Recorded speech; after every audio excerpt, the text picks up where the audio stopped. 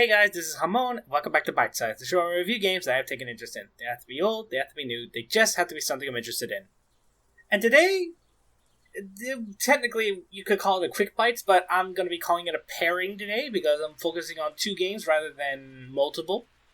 And they are both from Minecraft technically because they're rather modded versions of the game.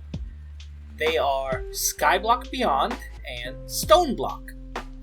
Now, SkyBlock Beyond, you can obviously tell that it's something similar to Sky Factory or the like, or Sky Island in Hypixel or whatever it's called, but it's relatively the same thing. You start on an island to build out your world and everything. Stoneblock starts you technically underground, where you have to build up your world.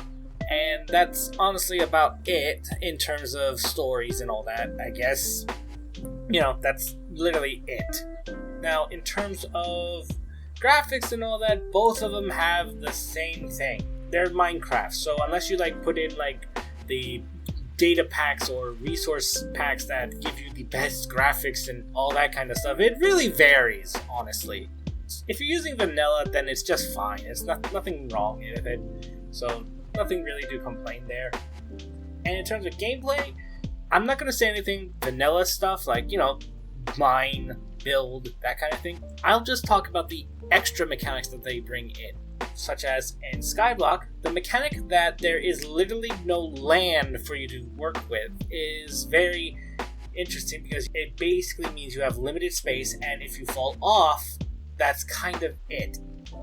And you could actually fail the very first minute if you do not properly deal with the resources you have at the moment. So there's that. And then it's once you have a good size of land around you, you can actually start building things that are a little more complex than normal. You can start working on furnaces, you can start working with special little gear turning things that can allow you to make water and all that. Just different mechanics to get the resources you need to progress through most stuff. With Stoneblock, it's kind of similar. Instead of being in the sky, you're underground, technically. But in this regard, you're working with the stones for the most part. So stone is not going to disappear the moment you try to break it with your hand. Rather, it's going to turn into little pebbles that you can make into your cobblestones and all that, so that you can eventually build out your crafting table so that you can start crafting actual things. Turn stone into rod so that you can make certain tools like the hammer, which will allow you to turn stone into gravel and the gravel into dirt into sand, and the sand into dust. And based on what you need to do, you have to figure out how to work with all these resources to eventually get into other branches of research and all that, so that you can eventually get to the ultimate parts of it. It's simple but complex, basically. It's simple in terms of you mine a few things, you just build stuff. But then it gets complex because it's you have chicken farms, you have the freaking smelting furnaces, you have the create mod, which allows you to build these gears and shafts and all kinds of mechanical doodads that do all kinds of stuff. All in all, it is very nice. I enjoy it a lot. A lot more than SkyBlock, because you're exploring and there's actually a lot more to explore. According to the little mission stuff, there is actually a outer ring of stuff beyond the stone. I guess there's a nether ring and an end ring that you can reach if you go far enough. So I'm going to probably look into that more.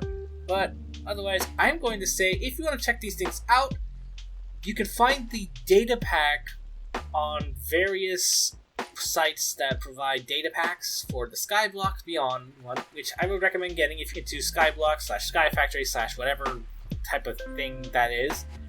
And if you want to check out Stoneblock, you can. It is on the Feed the Beast website.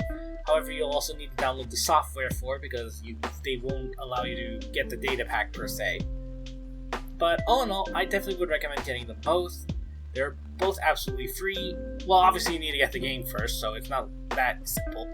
But other than that, they're absolutely free.